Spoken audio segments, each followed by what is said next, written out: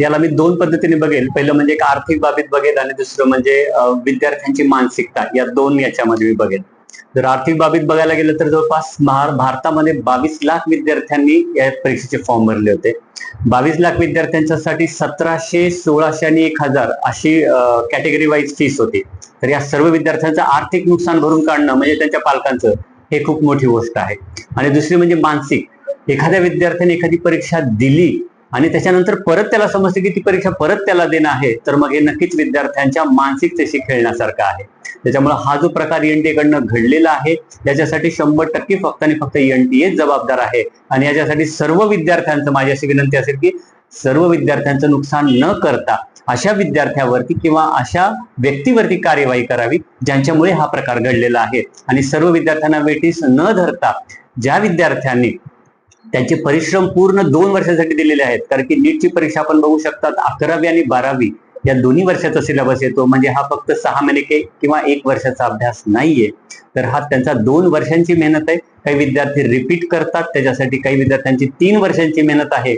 आणि एनटीएने याचा विचार करून हा जो निर्णय घेतलेला आहे, हा नक्कीच कुठंतरी या सर्व विद्यार्थ्यांच्या मानसिकतेशी खेळण्यासारखा निर्णय आहे. त्याच्यामुळे मला असं वाटतं की या निर्णयावरती फेरविचार व्हावा. जे याच्यामध्ये इन्व्हॉल्व आहेत, ज्या लोकांनी हा प्रकार घडवलेला आहे, त्यांच्यावरती कठोर कार्यवाही व्हावी. आणि ज्या विद्यार्थ्यांचा याच्यामध्ये काहीही संबंध नाही, अशा विद्यार्थ्यांना मात्र याच्यामधनं सुटका भेटावी, निश्वास भेटावा, अशी माझी एनटीएला विनंती असेल. मी प्राध्यापक श्री गणेश शिंदे, संचालक स्टार क्लासेस. नीटची परीक्षा रद्द झाली, काय?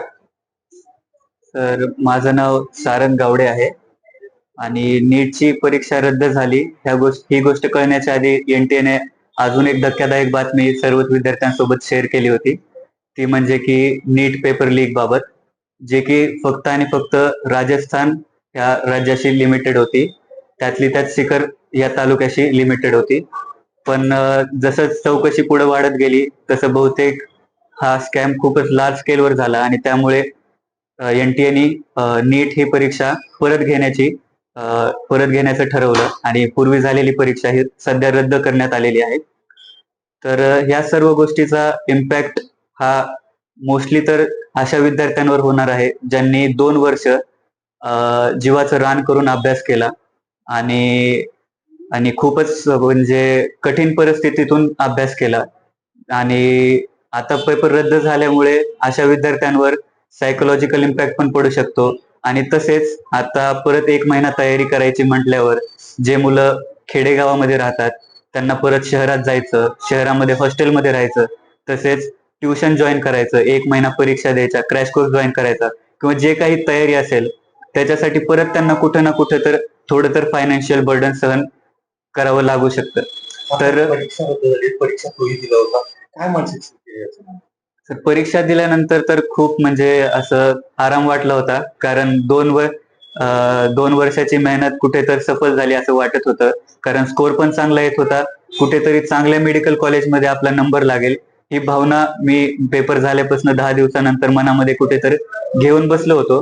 पण पेपर लीक आणि परत पेपर होणार ह्या सगळ्या गोष्टी ऐकल्यानंतर कुठे ना कुठे मनामध्ये असा विचार येतो की 2 वर्ष तयारीचा काय उपयोग. आणि जे विद्यार्थी एकदम मनापासून तयारी करतायत, ऑनेस्टली तयारी करतायत, त्यांनी कुठलं मोटिवेशन घेऊन अशा परीक्षेची तयारी करावी जे की 3 वर्षामध्ये 2दा लीक होत आहे. तर कुठे ना कुठे हे खूपच मोठं फेल्युअर आपण म्हणू शकतो, जे की एनटीएचं आणि इंडियन गव्हर्नमेंटचं आहे आणि ज्याच्यामुळे हा परमनंट इम्पॅक्ट हा विद्यार्थ्यांवर राहतो. तसेच टेस्टिंग एजन्सीवरचं फेल कुठे ना कुठे स्टुडंट्सचं जातं, हे पण मला इथे सांगू वाटत आहे. नीटची परीक्षा दिली होती, कशी तयारी केली होती आणि आता परीक्षा रद्द झाल्याचं ऐकल्यानंतर तुझी काय केली? अभ्यास तर खूप केला होता, 2 वर्ष मेहनत केली होती. आता कॅन्सल झाल्यामुळे वाईट वाटत आहे. कशा पद्धतीने तयारी केला होता परीक्षेला सामोरं जाण्यासाठी? परीक्षा कशी गेली होती आणि आता कॅन्सल झाल्यामुळं काय वाटतं? अभ्यास खूप केला होता. परीक्षा सोपी गेली होती. आपको कितना मार्क्स आया यूनिट एग्जाम में टोटल? 685. 685 हाँ। मार्क्स आया। उसके लिए आप कितना महीना कितना सॉरी प्रिपरेशन किया? कितना साल मेहनत किया? 3 साल मेहनत की थी. अब इतना अच्छा गुड स्कोर आया है, अगर रीनीट देना पड़ी तो बुरा ही लग रहा है. आज खऱ्या अर्थानं थोडस अडचणीचं वाटेल अनेक पालक आणि अनेक विद्यार्थ्यांच्या अनुषंगाने, परंतु एनटीएची जी विश्वासार्हता आहे, एनटीए एक प्रोडक्टिव्ह एक्झामिनेशन बॉडी म्हणून देशभरामध्ये ओळखली जाते, नॅशनल टेस्टिंग एजन्सी. आणि केवळ नीटच नाही तर शेकडो परीक्षा हे नॅशनल टेस्टिंग एजन्सी घेत असतं. तर त्याच्या विश्वासार्हतेचा हा प्रश्न होता आणि त्यामुळे ती विश्वासार्हता जर अबाधित ठेवायची असेल एनटीएला, तर एनटीए ना विना विलंब हा जो निर्णय घेतलेला आहे नीट 2026ची युजी नीट 2026ची 3 मेला झालेली रद्द करण्याचा, तो मला असं वाटतं की अतिशय योग्य निर्णय आहे, ज्याच्या माध्यमातून अभ्यासू विद्यार्थ्यांना खूप चांगला न्याय इथून पुढच्या कालखंडामध्ये मिळणार आहे. थोडीशी अडचण अभ्यासू विद्यार्थ्यांची एवढीच होणार आहे की पुन्हा एकदा तुम्हाला अभ्यासाला लागावं लागेल. परंतु मला अनेक विद्यार्थ्यांना हे सांगायचं आहे, विशेषतः जे विद्यार्थी 550, 560, 540, 535 पासून ते 580, 590 मार्कांपर्यंत होते, या 50 ते 60 मार्कांच्या गॅपमध्ये वेगवेगळ्या कॅटेगरीज मधले जे विद्यार्थी होते, जे एक आशा एक होप घेऊन बसलेले होते की यावर्षी आमचा नंबर एमबीबीएस ला लागणार आहे, ऍक्च्युअली त्यांच्याही दृष्टिकोनातनं अतिशय कठीण परिस्थिती निर्माण झालेली होती. कारण पेपर लीक मधले 600 गुणांचे प्रश्न किंवा अगदी 550 गुणांचे प्रश्न जरी कन्सिडर केले आणि स्वतःचे एक 30-40 मार्क त्या ज्यांना पेपर मिळालेला होता त्यांचे जर त्यामध्ये ऍडिशन झाले, तर साधारणपणाने 600 प्लसचा हा कट ऑफ ओपन कॅटेगरीच्या अनुषंगानं गव्हर्नमेंट मेडिकल कॉलेजेस मधला गेला असता. आणि ही अतिशय वाईट स्थिती पुन्हा एकदा 2024 नंतर निर्माण झाली असती.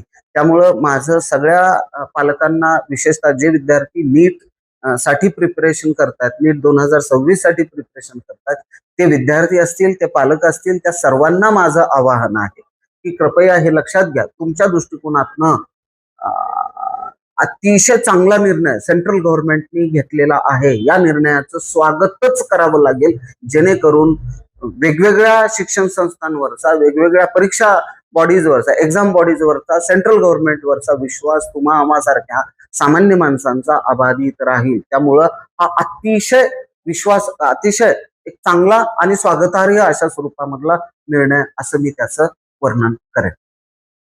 एवढ्या मोठ्या महत्वाच्या परीक्षा वारंवार त्याच्याकडे असं आहे ना की एक्झाम बॉडी त्याची उद्दिष्ट, एनटीए सारखी जी एक्झाम बॉडी आहे त्याची उद्दिष्ट क्रिस्टल क्लिअर आहे. देशभरामधल्या या ज्या वेगवेगळ्या स्पर्धा परीक्षा असतील किंवा प्रवेश परीक्षा असतील, यांच्यामध्ये सुसूत्रता आणणं हा प्रामुख्याने या एक्झाम बॉडीचा, एनटीएचा मूलभूत उद्दिष्ट आहे. त्यामुळे मी मगाशीच ज्याचं वर्णन केलं, अतिशय प्रोडक्टिव्ह कन्स्ट्रक्टिव्ह अशा स्वरूपामधली एक ऑर्गनायझेशन आहे.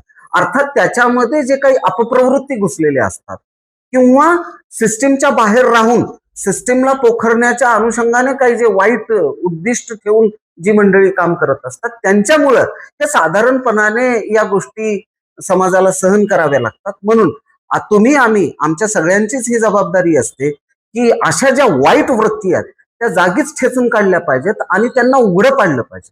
आम्ही जर एक वेळेला शांत बसलो तर कायमस्वरूपी आम्हाला आयुष्यभरासाठी आमची तोंडा अशीच बंद केली जातील. त्यामुळं हा जो निर्णय झालेला आहे तो अतिशय उत्तम आहे. एनटीएच्या उद्दिष्टाकडे बोट दाखवून चालणार नाही. एनटीए त्याच्या ठिकाणी, एनटीए जर इम्पार्शियल नसलं असतं किंवा पार्शियल असलं असतं तर निश्चितच आजची ही एक्झाम त्यांनी कॅन्सल केली नसती. दे आर वर्किंग इम्पार्शियली आणि म्हणूनच त्यांनी आजची ही एक्झामिनेशन कॅन्सल केलेली आहे असं म्हणायला हरकत नाही. त्यामुळं त्या उद्दिष्टाच्या संदर्भानं बोलायचं काहीच कारण नाही. वृत्ती खराब असतात आणि त्या वृत्तींवरती त्यांना ठोकून काढणं, त्यांचा बंदोबस्त करणं ही अतिशय महत्वाची गोष्ट आहे.